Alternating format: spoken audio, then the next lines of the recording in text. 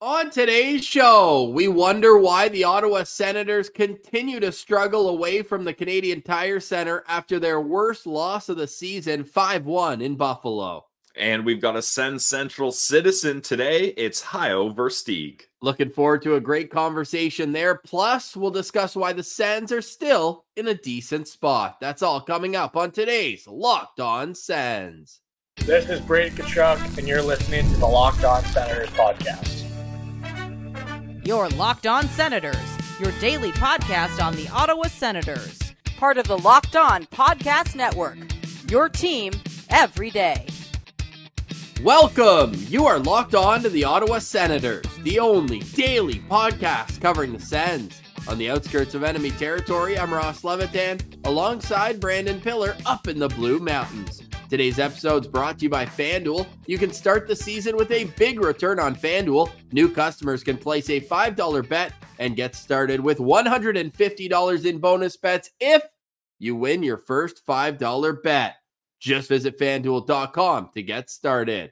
You can also follow the show on social media. We're at SensCentral on Twitter, LockedOn.Senators on Instagram. You can find us free and available everywhere you get podcasts, including on YouTube. Today is Wednesday, November 6th, and Pilsy, the Ottawa Senators, elite at home, 5-1, but they dropped to 1-5 on the road. How is this possible? I don't know, Ross. Anything I would come up with here would be excuses or extreme spin zones. Maybe they just need the cold water on the road as well, like the CTC. Maybe, I'm pretty sure our guy Julio suggested that Spartacat goes on the road with them so they feel at home. They got their house cat with them. I don't know, because 1-5 on the road is not sustainable. And you look at some of the games and you're like, well, you go out west to Vegas, to Colorado. Those have never been friendly spots for the Ottawa Senators, so you're going to lose those. But you cannot be losing 5-1 in Buffalo up against a team that had the worst power play, and they go 2 for 4, 50%, and one of the worst penalty kills when the Ottawa Senators have one of the best power plays, and the Sens go 0 for 3 and can't get anything going on any of those power plays. So it's not the fact that they lost on the road again.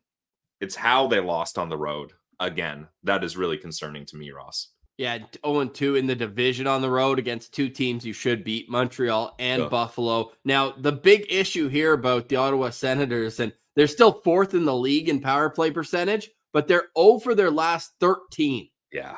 That's gotta get fixed in a hurry. That power play was the reason they were winning a few of the games. You think of the Tampa one in particular at home, like they need their power play to be a lot better than they've been. And I get it. No Perron, no Pinto. That's cutting some talent off the second unit. I don't think Michael Amadio is shown to be a power play player yet. They don't really have a whole lot of options right now. The problems, though, they run a little deeper than special teams, though. The momentum swings in a game on the road are even more crucial than at home because you let the other team's crowd get into it right at the start of the second period, right at the start of the third period twice. I mean, 2 goals in 17 seconds to start the period. It was complete curtains after that. And then the Sens reverted to old habits, looking frustrated. Brady gets a 10-minute misconduct at the end of the game. And it just felt pathetic, honestly. Like, take the loss, move on. I thought we were discussing no more highs, no more lows. And it felt like the team was reverting to old habits, which is why the postcast thumbnail said old habits die hard, because my goodness, it felt like I was watching last year's Senators last night. And it was especially a tough look, Ross, because we were just praising the captain, Brady Tkachuk, for being like, all right, we can't get too mixed up in single games. We can't get so high when we get a sweet win, and we can't get so low when we get a bad loss. But then he kind of gets caught up in the emotions of that game. Sure, you want someone to stand up for Timmy when he gets drilled like that by Jordan Greenway. But at the same time, it's the first period. It's 0-0. And obviously, that is not a penalty that I agree with. I don't think anyone really agrees with Brady getting the instigator penalty there. But nonetheless, you're down. You give the Sabres a power play. They score on that power play to make it 1-0. And Brady's in the box for a long period of time to start this game off, and that just threw off everything. And then later on, he just gets in an emotional fight with Gilbert, someone we didn't even have on our lineup card, Ross. I don't even know his first name. I was going to guess at it. Gilbert, I think is his name. I was going to say Tom Gilbert, but he played like 10 years ago. There's no way it's the same guy. No, he retired in 2017. Yeah. So regardless of what Gilbert's first name is, that's not a player that you should be mixing it up with. And Brady just goes right up to him and cross-checks him. And he just, like, that's just him being like, I'm pissed off and I want to throw a tantrum and I want to throw some fists because I didn't feel like I got enough of that anger out on his fight against Greenway. And that was just a tough look because at that point, then Brady, he's done for the night. There's a line brawl. Like, it was a little bit embarrassing, not going to lie. And that can't be the emotional swing that the Ottawa Senators go through. And it especially cannot be the message and the view that the captain is sending to this team throughout a game like that. You're going to take your lumps this year, Ross, and we're going to get into that. But you got to just take the L and move on and not let it get to you like it got to Brady Tkachuk. More important games coming down the stretch here. You got the Islanders at home tomorrow. Still seats left, by the way, on the Glebe Central Pub shuttle. Then you're in Boston on Saturday, in Toronto next Tuesday. And for me, Linus Ullmark starts all three of those games. I want my starting goalie to get into a rhythm here. I get it. Forsberg had a shutout in his last game. But Linus Ullmark needs to play games. He's in a new environment, new situation, coming off a strain. Get this guy a legitimate stretch of hockey where he can establish himself as the number one guy in goal. Yeah, and I agree. Like, you got to give him that opportunity. He's only played back-to-back games, back-to-back starts, we'll say, at the start of the season, Florida, Montreal. Like, you need to give him time to get into a rhythm, and you need to show that you're confident in Linus Ullmark. And I think it's surprising, maybe not surprising, Ross, just because of the way Sens fans have dealt with newly acquired goalies. It's been a rough ride, but personally, give our guy number 35, Linus Ullmark, a bit of a chance here. He's played, what, 6 games? I've got it up right here. Yeah, 7. Well, 6 and then 6 the situation starts in Colorado. So he started 6 games, and this fan base is already turning on him and being like, oh, should we not have traded Korpisalo because Ullmark's not any better? We gave him that extension too early. Guys, just calm down. I know it's tough when we've experienced what we've experienced with new goalies, but I fully believe in Linus Ullmark. In Linus we trust, and just give him some time here. I mean, he's signed to a 4-year extension. I don't think this is going to be a move on from this contract like Korpisalo. So let's all just relax a little and give Linus some time to settle in. I think people just see the Senators outshoot the Sabres last night, and really the third and fourth goals. Those are a lot of those shots feel like garbage time shots, though, Ross? Like the game was out of hand at the start of the third period. Right, but those 2 goals, you'd like to have at least one of them. Oh, of course. Now, probably not the one where Sanderson's pushing the defenseman right on top of him, and it's just a little poke play after that. That was the 4-1 goal, but the 3-1 goal for me is probably one that he wants to have. And you know what?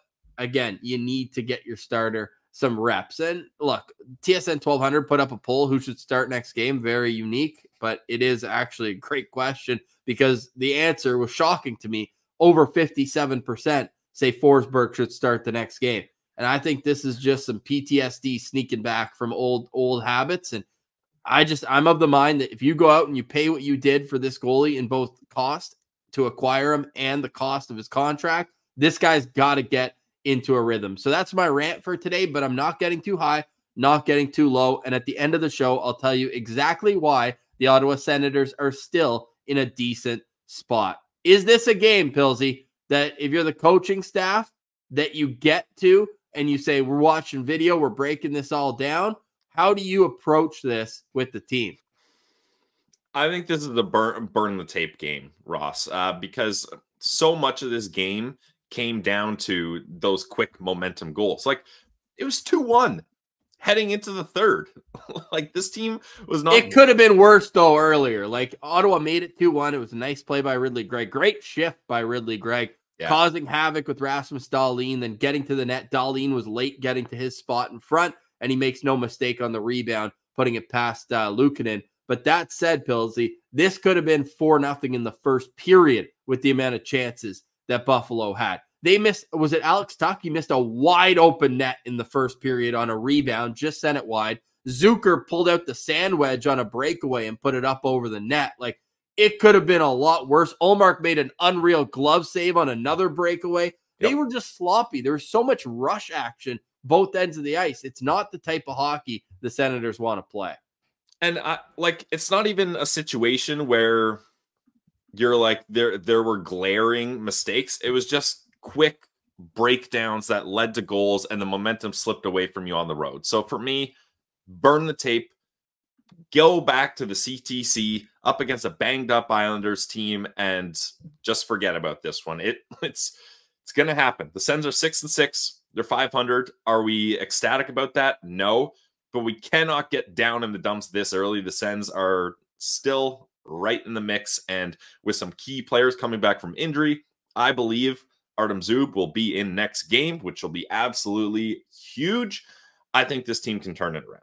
And the Ottawa Senators, we're going to learn a lot about what their thought process is and how much accountability matters. If you look at the 5-on-5 play by the Sens defensive pairs who have played over 100 minutes together, there's 3 of them. There hasn't been much switching between the 3. Shabbat Jensen have been on the ice for 13 goals for and 11 against. Clevin and JBD, 5 goals for, 3 against. You're both plus money right there, right? You should probably be winning 5-on-5 then, right? Well, the pair of Jake Sanderson and Travis Hamonic have been on the ice for 134 minutes at 5-on-5. They have 1 goal for and 7 against. To put that in perspective, that's 1 goal for in 130 minutes. Yikes. Nick Jensen and Jake Sanderson have been on the ice for 15 minutes together total, and they have 2 goals for and none against. This is as clear and evident of an issue as possible. And we're going to see whether Artem Zub takes Travis Hamonic out of the lineup or if he pushes him down to play with Clevin as they started the season. That is something I'm going to be very interested to see tomorrow at the morning skate. We'll have a full game day preview tomorrow between the Ottawa Senators and the New York Islanders, but it's a flush game for me. Yep. You've got alternating wins and losses throughout the season so far. You had that 1-2 game win streak, 1-2 game losing streak. Other than that, they've been alternating. The Sens are 6-6. We will get to reasons why they're still in a decent spot. But first, Pilsy, we've got a fantastic citizen, and you might know his son. Yeah, this is, we've had a bunch of father-son type interactions on this pod, and everybody shout out the Bolkas are in the mix there. The Mandalazis are in the mix. Yep, there you go.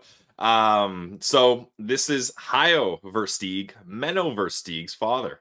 Looking forward to a great conversation with Hajo. Almost said Menno. Looking forward to that right now. We'll get to it. You're listening to Locked On Senators, your team every day. Today's episode is brought to you by our friends over at Prize Picks. Prize Picks is the best place to get real money sports action. With over 10 million members and billions of dollars in awarded winnings, Prize Picks has made daily fantasy sports accessible to all. You just pick more or less on at least 2 players for a shot to win up to 100 times your cash. Run your game all season long on Prize Picks. You heard me right, guys. You can now win up to 100 times your money on Prize Picks with as little as 4 correct picks. Sign up today and get $50 instantly when you play $5. Best part is, you don't even need to win to receive the $50 bonus. It's guaranteed. Prize Picks is the best way to win real money this football season. Which players are going off? Which ones aren't? Make your picks in less than 60 seconds and turn those sports opinions into real cash all season long on Prize Picks. Download the app today and use code LOCKEDONNHL to get $50 instantly after you play your first $5 lineup. Prize Picks. Run your game. Today's episode is also brought to you by the GLEBE Central Pub. Shout out to the GLEBE Central Pub. our pub in the heart of the Glebe at 779 Bank Street. You can go there for great food, awesome vibes, and the drinks. Everything's awesome at the GCP. It's our spot every time we're in town. We head there for the menu, for the food. I'm a big wings guy. You know they got great wings there. They've got $5 tacos on Thursdays, minimum $2 to order purchase. You can get the pork and slaw tacos, the crispy fish, that's my favorite, and the shredded beef tacos as well. They got you covered with everything from the house smash cheeseburger to fish and chips. You're always getting great food at the GCP. You can also get a lift from the GCP to Ottawa Senators games. All games for the rest of 2024 are on their website. So head to GLEBECentralPub.com and click events, Sens Bus, and you can buy your tickets directly on their website. The bus leaves an hour and 15 minutes before the game from the pub at 779 Bank Street and will get you back from the CTC, leaving 15 minutes after the game. So go where the vibes are free. Be among Sens fans at the GCP. Visit them at 779 Bank Street and let them know that Locked On Senators sent you on a game day and get 10% off your order at the Glebe Central Pub. All right, here he is, Hajo Versteeg. All right, we now welcome on this week's SensCentral Citizen. We're headed to Manotick, where we catch up with Hajo Versteeg. Welcome to the show. How are you doing today? Oh, exceptionally well. But as I mentioned, we're not allowed to talk about the disaster last night with the Sens loss 5-1. But hey, whatever. We have to lose a few. We need to get you to more games, Hajo, because you've been to 2 this year, and they've scored 16 goals, the Ottawa Senators have, in those 2 games. What's been your experience seeing the team up close this season? Oh, it's so fun. And we were close. We had the good fortune of being in the president's box. So Cyril Leader and Ian Mendes, our son Menno is friends with Ian Mendes, and he wrangled the president's box for that Kings game. It was a roller coaster, and everybody was just cheering like crazy. It was so much fun. And to be that close and to be treated that way, they were just wonderful. So, yeah, we had a great time. But, I mean, whether I'm at the rink, and we get to about 10 games a year, and I love it, but it's a whole different dynamic than when you're at home and you can do the replays. And so I like both of them. And to be clear, we are, my son Menno and I are huge Senators fans, but we love hockey. And you know, I don't know. I find it difficult at times to understand why people boo players, other than Brad Marchand, because he deserves it. But other than that, you know, it's just they're just so talented, and it's so much fun. And I played hockey. We came to Canada. I couldn't speak English until we got to I got to grade 1. I never took lessons from Hans Brinker when I lived in Holland, so that was bad for me, but I got on into it pretty quickly and have enjoyed the game ever since. It's just so fun, and it really builds up community spirit. So, yeah, I love it. So, Hajo, how did you become an Ottawa Senators fan specifically? I know you mentioned that's how you became a hockey fan, but what is it about the Ottawa Senators that made you a fan? Well, I can tell you what happened. There are at least 300,000 people in Ottawa that insist that they were at that first game. Yeah. I actually tried to find the ticket stub from that first game in the Civic Center, but I couldn't find it. So when we came to Canada, we first lived in Montreal, and I have a brother that's 10 years older than I am. And he fell in love with hockey and, of course, the Montreal Canadiens. And so that deflected down to me when I was a little kid, and I've always loved the Montreal Canadiens, and I still do. But when we got to, and Menno was a big Montreal fan, and in fact, if I'm allowed to do this. Oh, we got props. No. I pulled out some of his stuff to show you. So, oh, there you go. And do you remember this guy? No. Richer, he was great. Stéphane Richer, am I saying that right? Yeah. Yeah. So we were both huge Montreal fans. And then a good friend gave us tickets to the first Senators game. And we watched all of the challenges that Bruce Firestone and Sexton and Leader had getting this together, and the draft process, which I think was pretty rough on the Senators. Yeah. So we got to the first game, and then we thought, okay, what are we going to do? What are we going to do?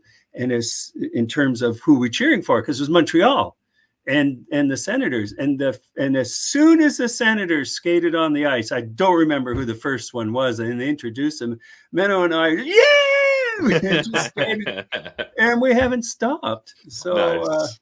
Yeah, it's been great. But like I said, there are certain players I don't have a lot of time for, but I just love watching the hockey, and yeah, we're hardcore Sens fans. Nice. So yeah. So with that, Hajo, at least we can't call you a front runner, because I was thinking you were going to say whoever won that game, the first game, you were going to cheer for. And of course, Rome was built in a day. The famous quote from the newspaper the next day, Ottawa got the win in that game. Oh, I don't believe you remember the quote. I don't, but I sure do remember. I think it was 5-3, something like that. Recall. But yes, and I think it was the only game we won that season. Pretty much. Pretty close. Yeah, and I'm not a statistician. I don't know all these facts and figures that you guys are amazing like that. But I think we won 10 or 12 games, and again. Correct me if I'm wrong, but I believe that one of the games was against the Quebec Nordique. But I think so. And at home, 6-4. Yep. Nice. And you're right. 10 wins. They went 10, 70, and 4. There you go. You got the stats right. Look at you. Yeah, we got a stats guy right. And you know what? You're right again. They won 5-3 in the opener. I do remember that. And I do have proof of the first game in what was then called the Palladium, which was which is now Canadian Tire Center. And see, we got the. Whoa! Awesome. That's awesome. I'm not sure how to position it. Oh, that's there. perfect. That's perfect. Right, but we like got two. We got two of these, and again, Menno and I think he was 16 at the time. And it was Montreal, and at the first Palladium game in January 96, I think. And I think we won that one too. 3-0.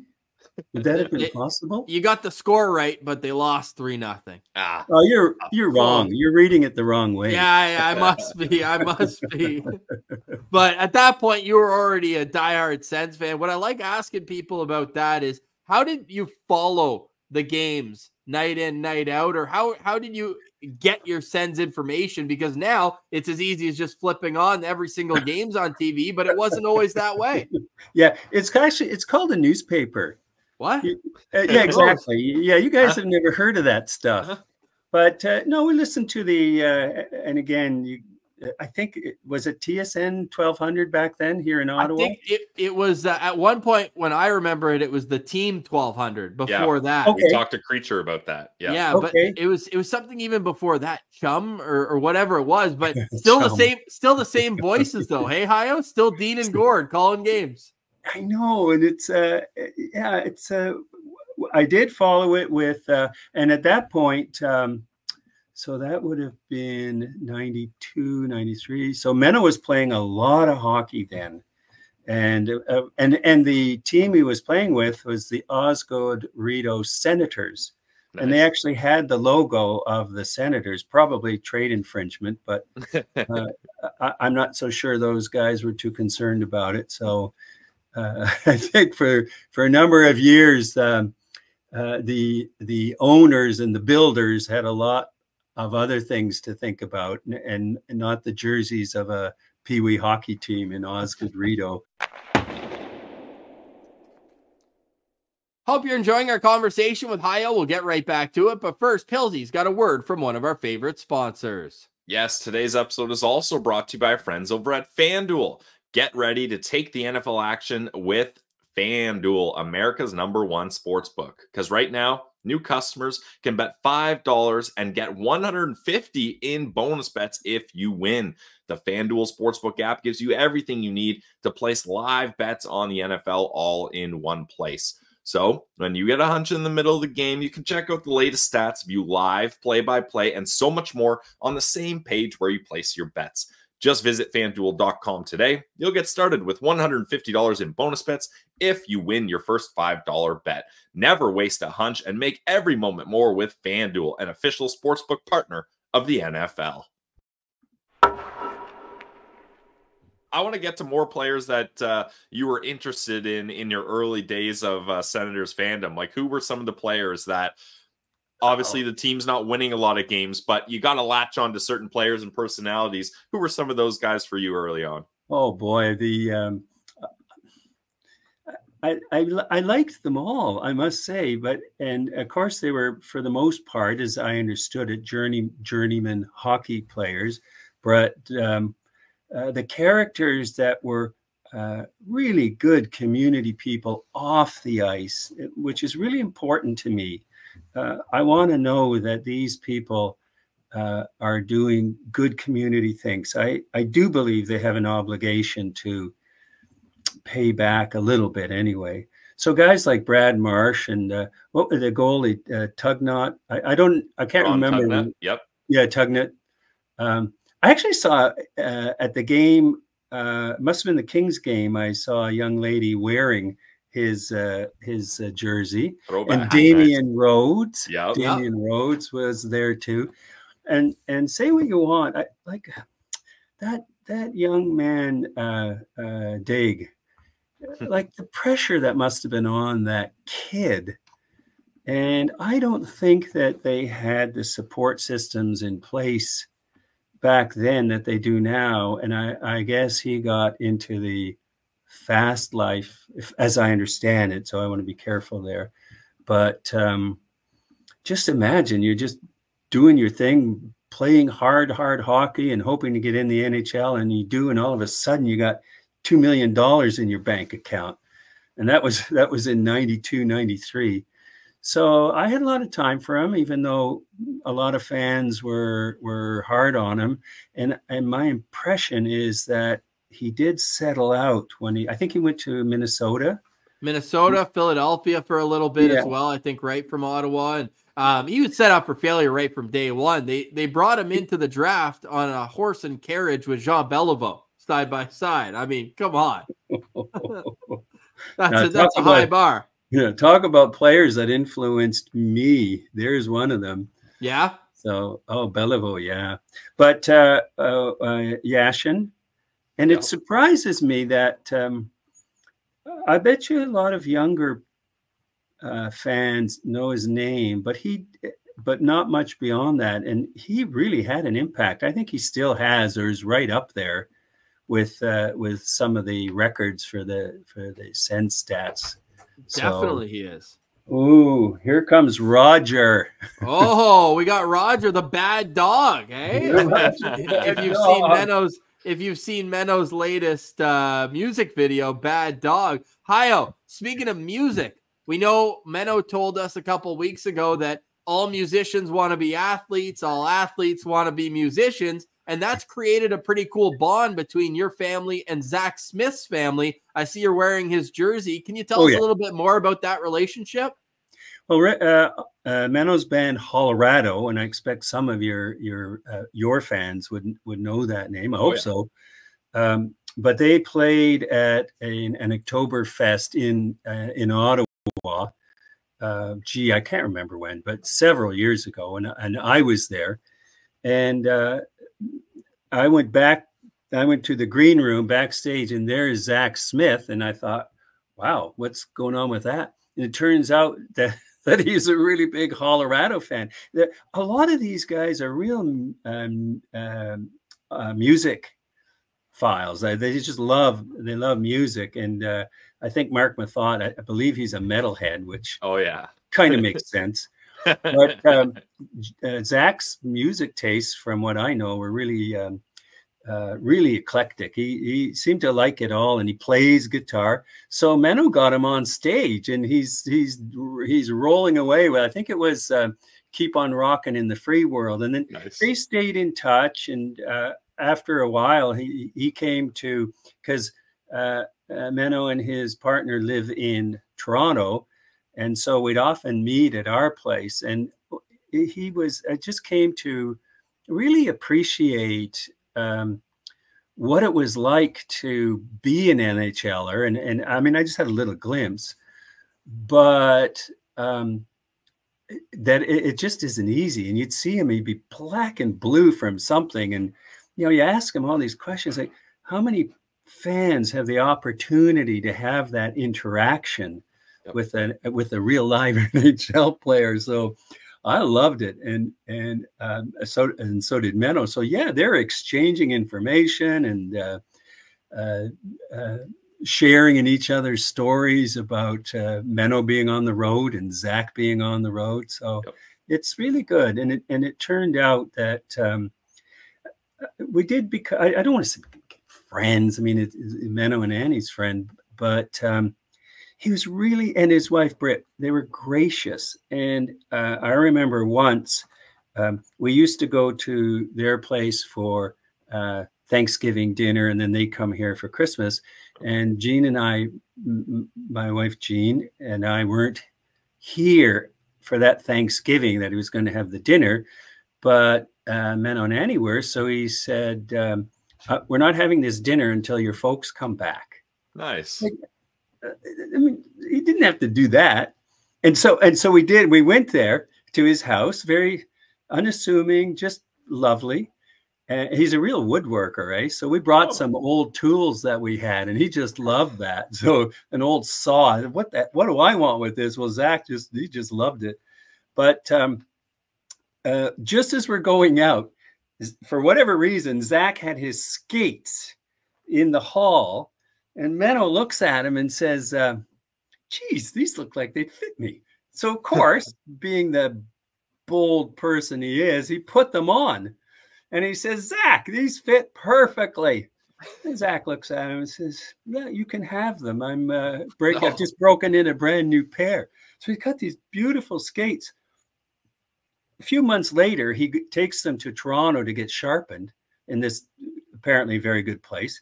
The guy looks at these skates and says, where'd you get these? And I told him the story, and he says, yeah, that makes sense. These are all custom built. You don't buy these skates. They're amazing. He still uses them. So awesome. And he gave Menno one of his game sticks, and I love that. And it was I guess these players more and more are using long sticks, and certainly I didn't, and Menno doesn't really either. So he cut the stick, and I got the butt end of it. So this is what I do when I'm tense, or when yeah. It's just, and I bang it on the table, and I scare the heck out of Roger, the bad dog, who's right underneath me now. So yeah, I love that stuff.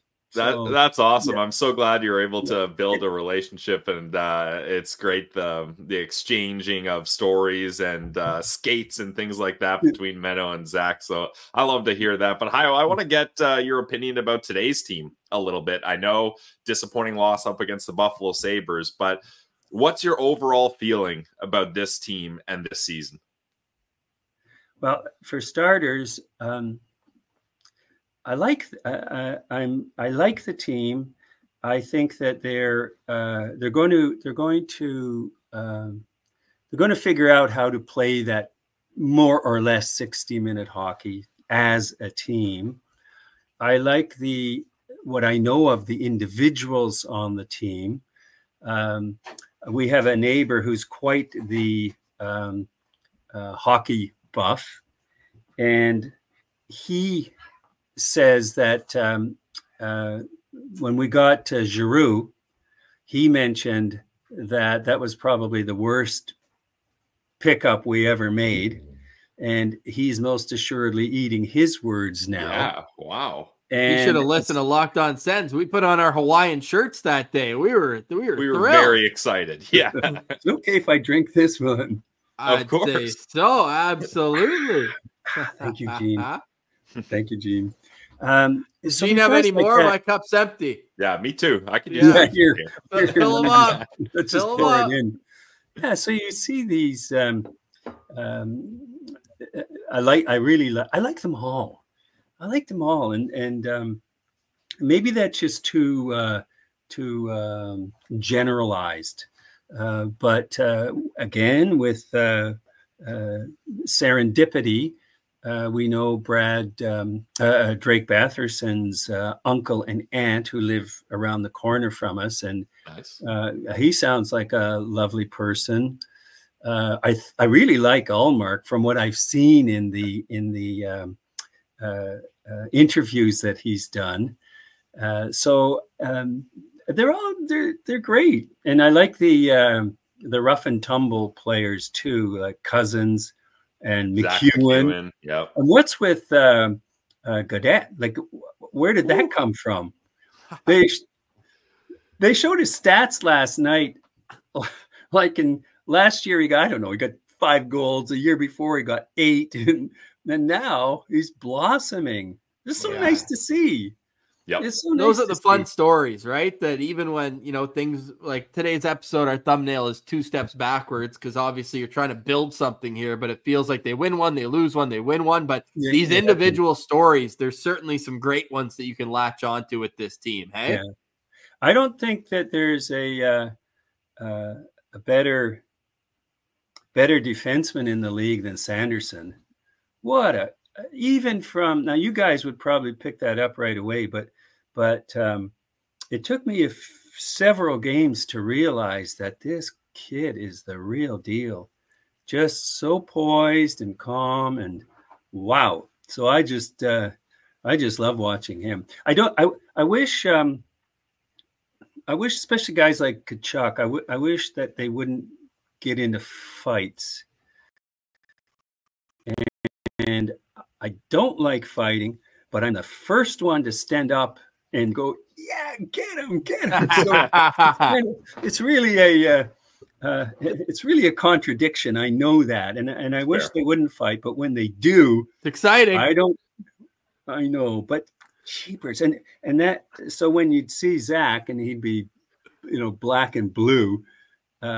He had a couple of the most entertaining fights in franchise history. The one against, if people want to look it up, the one in the last game of the season, I believe in 2018 or 16, or it might have even been 2011. I'm dating myself here, but against Nathan Horton with the Boston Bruins. Oh, yeah, Horton. That's right. He was a tough one. And Jack Edwards on the Nesson broadcast. It was the last game of the year. Boston was going to the playoffs. Ottawa wasn't. And the commentary on that fight is outrageous. I bet. Outrageous, to say the least. Hajo Versteeg, really appreciate you being a SensCentral Citizen. Thank you so much. And I'm sure people will be seeing you around the rink this year. And we look forward to the Senators having some more success there. With the Smith jersey. You guys are wonderful. It's so nice that you do this. Thank you. My thanks to you two for doing this.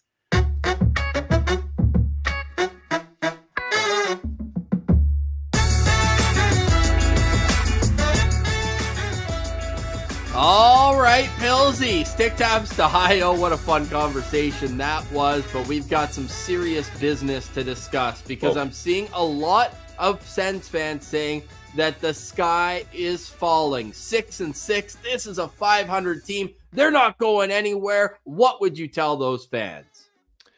We have, math guys, 70 more Sens games to battle through here, guys. This is going to be an up and down season. Our pal Williams Martian tweeted it at the start of the season. Being a Sens fan is not for the faint of heart, and that is true because we're going to have highs, we're going to have lows. We need to find a way to stay somewhere in the balance. What did Linus Ullmark said? Travis Green had a good quote for him similar to that. I'm blanking on it right now. You're never as good as you think you are, and you're never as bad as you think you are. Yeah, and I think that sums up what our expectations need to be like is when you beat the wheels off a St. Louis Blues team 8-1, you're not who beat Tampa last night, beat Toronto the other night as well, should say. You're not en route to winning the President's Trophy. And when you lose 5-1 to the Buffalo Sabres, you're not on Tankathon doing spins. Right? Let's all just try to find even keel balance here because the Sens are balanced at 6-6. And unfortunately, they're lopsided at home and lopsided on the road. So we got to find some balance with the home road splits as well here, Ross. So the good news is that the Ottawa Senators are great at home and they've got another game at home tomorrow night. You hope they can get back above 500. But the way that we went into this season was playoffs. It wasn't finished top 3 in the division. That would have been a bonus for sure. But where the Senators are right now is kind of where you think they might be. Now, the way they've gotten there is cause for concern. The good news, though, is you can clearly identify some of the issues that are plaguing this team right now, and they're fixable issues for the most part. But this is going to be a dogfight all year long. And it just makes me feel like we need to understand that and allow the 20-game mark to come and then allow the 40-game mark to come and kind of evaluate like that. I get it, and especially in the postcast, it's emotional. It's right after the game. It's how we're feeling at that time. But look at the teams around them. Everybody is clumped up. Now, the next few games are huge because Ottawa, with the 2 teams right ahead of them in the standings, Boston and Tampa, 1 point for Boston, 2 points for Tampa, they both played more games. So Ottawa, oh, look, they play Boston on Saturday. These are going to be huge games. There's no doubt about that. But where they are right now is in a good spot. And I hate to kind of bring a little sunshine to an episode after their worst loss of the season, but it counts just the same as that 8-1 win where it was a no contest. So you just got to regroup and understand that there's a lot of struggling teams in the Atlantic Division. I think if you talk to Tampa Bay fans, if you talk to Boston fans, they are rattled with how their season's going. And I get it, but the wild card is probably where we're going to be spending a lot of the time. I know we've looked at divisional stuff here in the early going, but this is a 500 hockey team, and 500 hockey is not going to make the playoffs, I don't think, at the end of the day. Nope. But when you look at the end of the season, that's the last 15 games and how inviting they are for wins, you just have to stay afloat at least until you get Pinto, Perron, Zub back, and Ullmark playing at the level we believe that he's capable of. So the sky is not falling. However, the Ottawa Senators did just lose their first 4-game series. We said they were doing 4-game series. I was just going to bring that up. So that was a 7-game series loss, if I'm correct, right? No, 6, because they won the first one in 6, 4-2. And then they lost the 2 in Vegas and Colorado, then the Rangers, then last night. So there's the 4. They got the 1 win, or no, 2 wins in between St. Louis and Seattle. Yeah, so that's 1 regular season 7-game series victory and 1 regular season 7-game series loss. So we're on to the next series, and it starts up against the New York Islanders. And it's not 2 at home, 2 on the road in that order, but it is the first 4 games. You got the Islanders at home, then in Boston, in Toronto, and at home to Philadelphia, and we'll go from there because, look, the teams that are coming to town, and Ottawa's got another road game in Carolina, these are going to be tough games, no question, but you have to learn to build something, and the Ottawa Senators have only won 2 games in a row once this season. They've got to figure out a way in the next 5 games to at least get 2 wins in a row. Looking forward to seeing what they can do against an Islanders team that is banged up. We'll have a full game day preview for you tomorrow on Locked On Senators. We appreciate you for making us your first listen, whether the Sens win or lose. Appreciate all the people in the postcast last night and who followed that. If you missed it, you can go check that out. Some immediate reaction from Pilsy, Jack, and the Martian. For today, though, we say goodbye. For Brandon Piller, I'm Ross Levitan. This has been another edition of the Locked On Senators podcast. Your team every day.